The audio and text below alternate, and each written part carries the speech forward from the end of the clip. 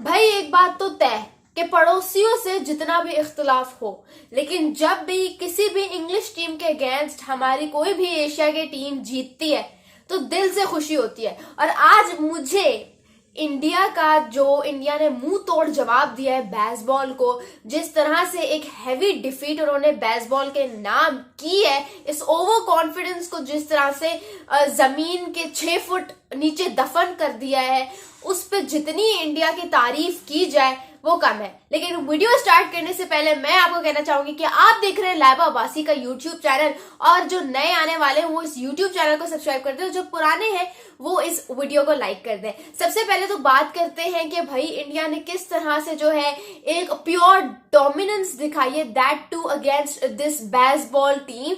यानी कि ये वो टीम है जिसको कहते हैं कि कोई हरा ही नहीं सकता, लेकिन इसको इंडिया की एक इनएक्सपीरियंस साइड ने जो है वो मैच हरा दिया है, मैच क्या सीरीज हरा दी है, और बड़े ही जिसे कहते हैं बड़े मार्जिन से हराई है। जो मतलब उन्होंने जो, वैसे तो सीरीज इंडिया जीत चुका था, लेकिन ये जो आखिरी मैच था, जो 5वां टेस्ट मैच था, उसको इंडिया ने जीत लिया है by an innings and 64 runs, by an innings and 64 runs, वो भी बेसबॉल के अगेंस्ट, वो भी ऐसी टीम के अगेंस्ट जो कि बेन स्टोक्स के अंडर परफॉर्म कर रही है। आसान बात नहीं है। This is something which should be considered as a very big achievement। आप ये देखो कि इंडिया की एक ऐसी टीम जिसमें ना विराट कोहली है, ना केएल राहुल है, ना श्रेयस अय्यर है, काफी ज्यादा सीनियर प्लेयर्स जो हैं वो मिसिंग थे, लेकिन उसके बावजूद सरफराज खान थे, यशस्वी जायसवाल थे, बहुत सारे और डेब्यूटेंट्स थे, लेकिन उसके बावजूद जिस तरह से इंडिया ने इस पूरी सीरीज में डोमिनेट किया है, that is hell of something to be appreciated. आप मुझे ये बताओ कि जो पहला टेस्ट मैच था वो भी यही एक्सपेक्ट किया जाता कि इंडिया जीत जाएगा, लेकिन वो करिश्मा हो गया, सदका दे दिया इंडिया ने, और बेन स्टोक्स जो है, जो इंग्लैंड की टीम है, वो पहला टेस्ट मैच जीत गई। लेकिन उसके बाद से जिस तरह की डोमिनेंस इंडिया की टीम ने पूरे सीरीज में शो की, that is something to be appreciated. बात करें अगर इस मैच के बारे में, तो आपको भी पता है, मुझे भी पता है, ये इंग्लैंड ने बैटिंग पहले करते हुए 218 रखा और 218 पे ऑल आउट हो गए। वो अब आपको कैसे आउट हुए वो मैंने डिस्क्रिप्शन में वीडियो का लिंक दे दिया, वो मेरा पहला रिव्यू है, उसको जाके देख लीजिएगा, ठीक है। दोबारा बैटिंग करते हुए मतलब इंडिया ने छक्के छुड़ा दिए इंडिया ने इंग्लैंड के बॉलर्स की। आप बात करो तो इंडिया ने जो है वो बैटिंग करते हुए 477 स्कोर किया। उसके बाद इंग्लैंड दोबारा बैटिंग कर रहे हैं, और मुझे यही लग रहा था कि इंग्लैंड नहीं टिक पाएगा इंडियन बॉलर्स और इंडियन स्पिनर्स के अगेंस्ट, क्योंकि जो जिस तरह का जाल रोहित शर्मा ने अपने स्पिनर्स के थ्रू बिछाया हुआ था बेसबॉल बैटिंग कार्ड पे, तो लग ऐसे ही रहा था कि बहुत जल्दी निपट जाएगी। और मैंने भी ये कहा था कि जो ये टेस्ट मैच है ये 3-3.5 दिनों में निपट जाएगा, लेकिन अभी तीसरा दिन पूरा भी नहीं हुआ था कि इंग्लैंड को जो है वो हारना पड़ा। 195 पे वो ऑल आउट हो गए, किसी ने भी उनकी बैटिंग में कुछ नहीं किया। वही बात जो मैं करती आ रही हूँ कि उनकी बैटिंग जो है वो एक बहुत बड़ा फैक्टर है, वो फ्लॉप होते रहे, जिसकी वजह से जो है वो उस तरह से अप टू द मार्क जो है वो परफॉर्म नहीं कर पा रहे। But what a good effort by Indian bowling, Indian batting. Rohit Sharma की कप्तानी की जितनी तारीफ की जाए वो कम है। मतलब ये देखो कि चाहे जितना भी बड़ा परफॉर्मर हो उनकी टीम में, अगर वो कोई गलती कर रहा है तो रोहित शर्मा फौरन उसको डांट देते थे, फौरन उसको उधर टॉन्ट करते थे। तो यहाँ पे आपको देखना पड़ेगा कि अगर अब्यूसिव वर्ड या थोड़ी सी अनप्रोफेशनलिज्म का मुजाहरा हो भी जाता है ऑन फील्ड, तो वो इवेंचुअली टीम इंडिया के ही हक में जा रही है, और वही हुआ। अगर आप बात करो मोस्ट रन्स और मोस्ट विकेट्स के बारे में, player of the match by the way Yashasvi Jaiswal को दिया गया है, और क्यों ना दिया जाता।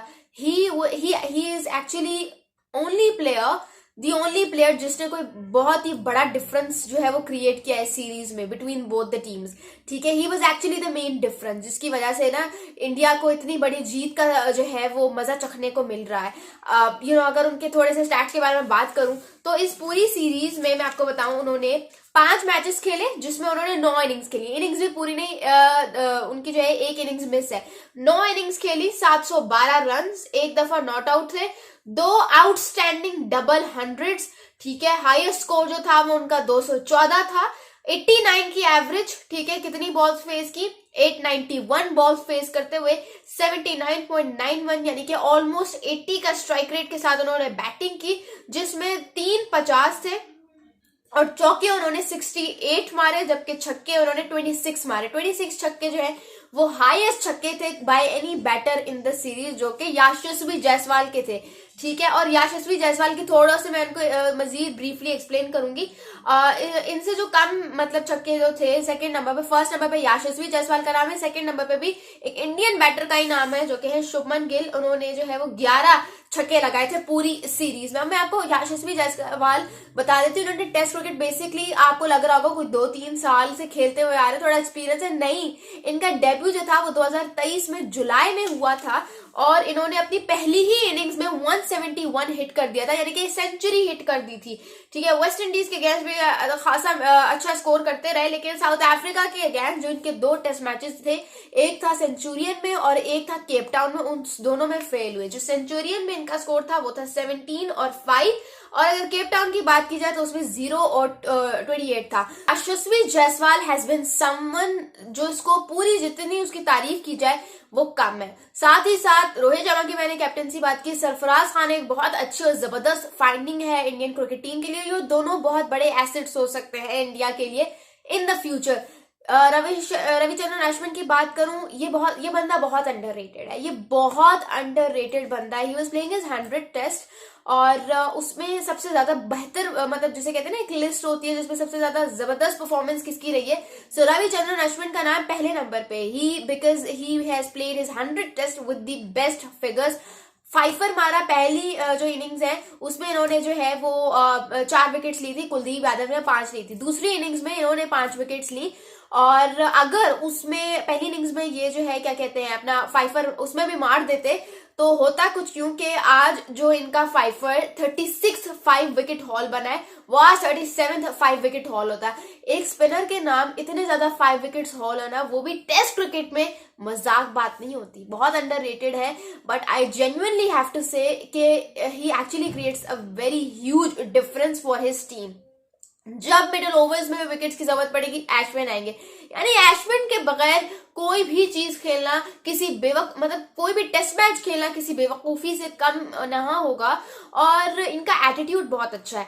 अब मैंने बेवकूफी वाली जो बात की उससे बेचारे इंडियन सब्सक्राइबर्स को थोड़ा बहुत वर्ल्ड टेस्ट चैंपियनशिप जो फाइनल हुआ था वो थोड़ा बहुत याद आ गया था, बट कोई बात नहीं, अभी भी India holds very very higher chances to play world test championship final 2025 वाला, क्योंकि इन्होंने जो पहला वर्ल्ड टेस्ट चैंपियनशिप फाइनल था वो न्यूजीलैंड से हार गए थे, दूसरा ये लोग ऑस्ट्रेलिया से हार गए थे। और मुझे समझ नहीं आ रही, आज तक मुझे समझ नहीं आती अश्विन को उसमें क्यों नहीं खिलाया था। I mean why not.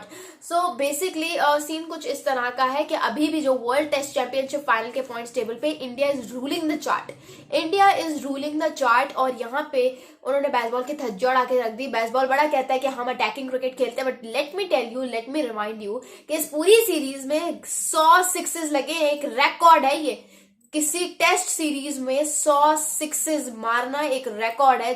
100 छक्के लगे जिसमें से 72 इंडिया के हैं और 28 सिर्फ 28 जो कि बेसबॉल के हैं। और बेसबॉल वही एक फैक्टर है जो कहता है कि भाई हम तो अटैकिंग क्रिकेट खेलते, लेकिन यहाँ पे पड़ोसियों ने बता दिया है कि बेसबॉल आपका इंग्लैंड में होगा, यहाँ पे बेसबॉल नहीं चलेगा, यहाँ पे फिर हिंदुस्तान है, क्योंकि बेशक स्पोर्ट्स आपका है लेकिन इसको प्रैक्टिस हमने ज्यादा अच्छे से किया है। तो हम बताएंगे कि कौन है असली चैंपियन। अगर बात की जाए मोस्ट रन्स की, तो मोस्ट रन जो है वो यशस्वी जायसवाल के अनडाउटेडली 712 के साथ he is topping the table. Shubman Gill के 452, जैक क्रॉली जो कि इंग्लैंड के ओपनर है 407, रोहित शर्मा के 400 और बेन डकेट के 343। मोस्ट विकेट्स के बारे में अगर बात की जाए कि सबसे ज्यादा विकेट्स किसने ली, तो इसमें जो है आपके पास 3 स्पिनर्स हैं दो जो है वो इंडिया की तरफ से, एक इंग्लैंड की तरफ से। अश्विन रविचंद्रन अश्विन की 26 विकेट्स है, टॉम हार्टली की 22, बुमराह की 19, कुलदीप यादव की 19 और जडेजा की भी 19। अब यहाँ पे इंग्लैंड के लिए मैंने जिस तरह से कहा कि what was actually the biggest reason behind India's defeat, और वो भी इतनी इंसल्टिंग, इतनी शेमफुल डिफीट। एक होता है हारना, एक होता है इतना अपने आप को बेइज्जत करवा के हारना, और इंग्लैंड जो है वो बेइज्जत करवा के हारा है अपने ये चारों टेस्ट मैचेस।